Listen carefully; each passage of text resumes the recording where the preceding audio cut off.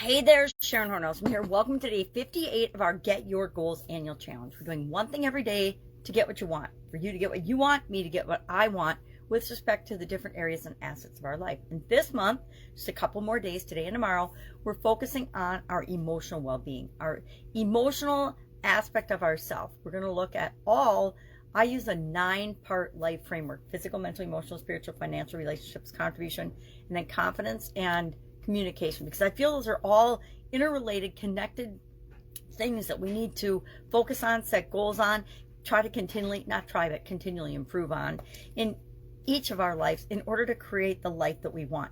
Now, notice I didn't say balanced life. I have a whole theory on balance, and balance feels different for each and every one of us, just like everything else does. So today we are going to talk about emotional lessons learned. I'm going to share a quick process for identifying the lessons that you learn from the experiences and the emotions that you have so that you can continually improve them. And then I'm going to just share, I brainstormed a list of some of the lessons that I've learned, emotional lessons learned specifically with respect to my emotional well-being and how I respond to things, just to give you an idea of what I'm talking about. And for an action item today, I'm going to recommend that you just think about a past experience that you've had and the emotions that it brought up in you, and then apply this process and say, okay, what did I learn from that particular experience? Why? Because when we're removed from it, it's less emotionally charged, and we're better able to step back and look at the situation and follow the steps in this process in order to pull out the lessons from that experience. And it's really powerful because we don't have to keep making the same mistakes over and over and over again and learn the hard way. We can learn from other people's mistakes. We can learn from our own past experiences and mistakes, and we can take those lessons forward with us so we don't have to make and do things the hard way.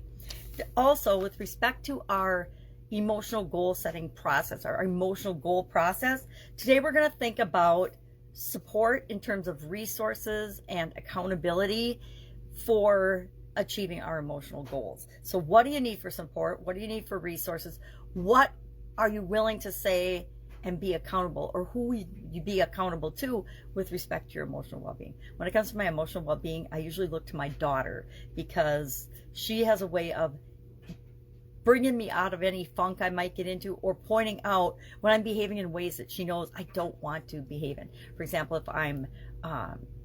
if I'm saying no to my granddaughter, right? Or if I'm giving her feedback in a way, instead of focusing on what we don't want, we always want to focus on what we do want, things like that. And so she balances me pretty well with respect to that. So what are some of my personal lessons learned, emotional lessons learned? I want to share these. I'm going to grab a magnifying glass, one that's hopefully not so dirty I can see out of it. My granddaughter likes to play with my magnifying glasses, so sometimes they're very hard to use. Emotional lessons learned, and they're not in any order. I just brainstormed a list, and that means it came out of my brain whichever way it came out of my brain, and it doesn't matter. They're just things that I've learned over the years. If I don't deal with emotions, it will appear or pop up again. Only I can deal with my emotions. Nobody else can deal with them for me. My emotions are my reality. They're also my responsibility.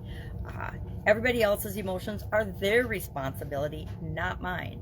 When you're a mom and a grandma, you try to take on the heartbreak or the sadness or the anger for other people, especially your kids and grandkids, but that isn't possible. We can only do our own. Emotions come and go, sometimes as randomly as, I wrote the weather, but I'm like, well, what's more random than the weather? Because the weather has actually got some science to it, although we never know what's going to really happen.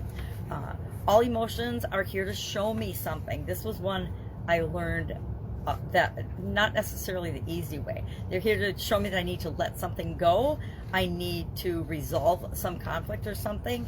I need to resolve something. Or solve a problem. I need to choose a different response, or it reinforces a feeling for me. Next, I can always choose another emotion. We learned that with the emotion guidance system.